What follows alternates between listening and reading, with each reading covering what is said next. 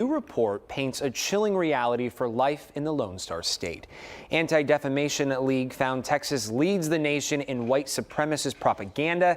It also found hate crimes in Texas are on the rise.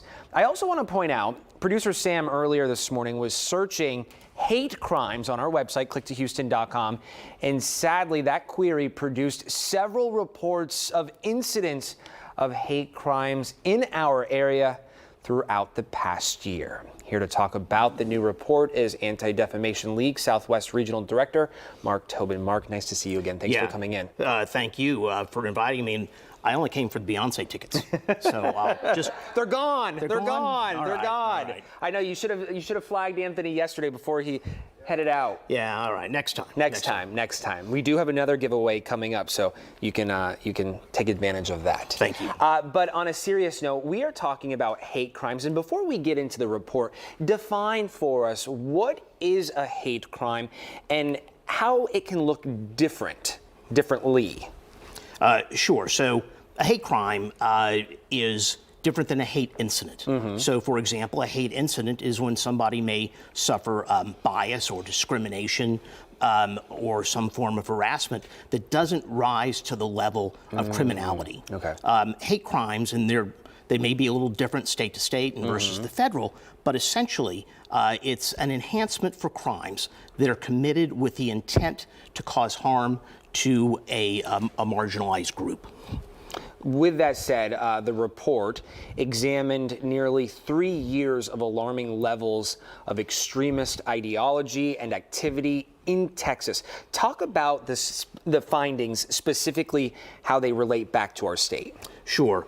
So ADL is data-driven, and the way that we can help law enforcement and government respond to things like this rise in extremism, which we have seen dramatically over the last few years, is to be able to quantify. You can't combat what you can't quantify. So that's first and foremost, since we've been doing this for a long time. And we will release data points when we believe that it's helpful in coming up with a solution. This report looks at Texas as a whole from 21, 22, and half of 23.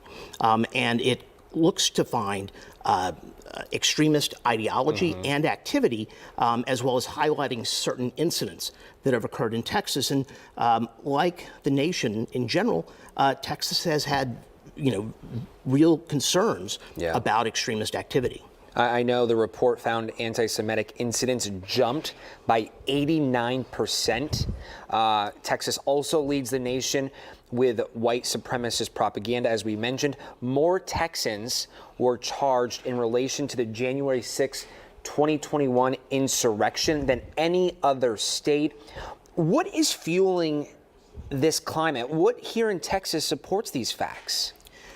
I don't know if there's a distinct Texas factor. Yeah. I do know that nationally we are encountering issues in our society that in many ways are unprecedented.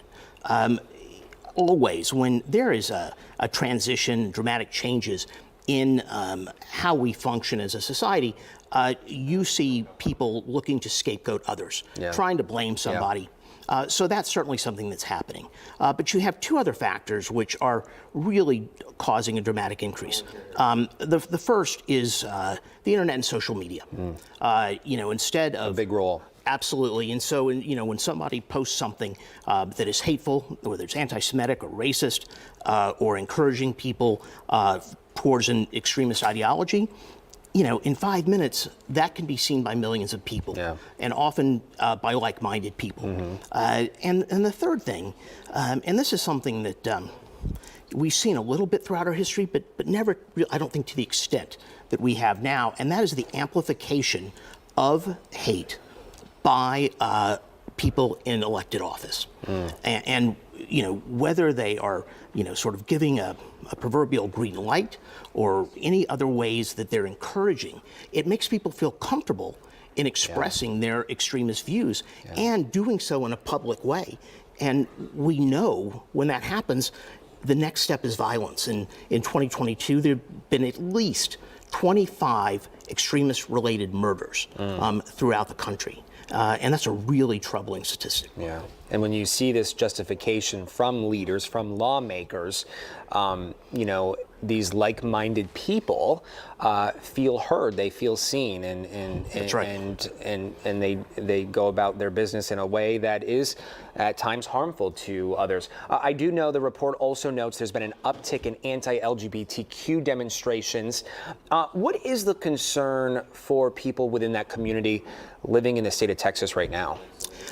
It's a legitimate concern, unfortunately, and we have been tracking this these kinds of protests. There have been at least, I think, 2 in this area, and not that they have led to people getting injured, but certainly there have been violent intonations in these protests, and like anti-Semitism. A lot of this is based on this conspiracy theory, this grooming idea, which is not only nonsensical, it is extremely harmful to paint a whole class of people, as groomers. And so it's this conspiracy theory which is encouraging people to not just comment, but to be vociferously active in how they confront LGBTQ plus issues, and like Jews and blacks have been. It's a scapegoat. It's looking to blame the issues that we are having in our country on a certain group of people. What would you say to someone within a marginalized community who is concerned, who is fearful with the way things are today? I would say, first of all, that you are not alone.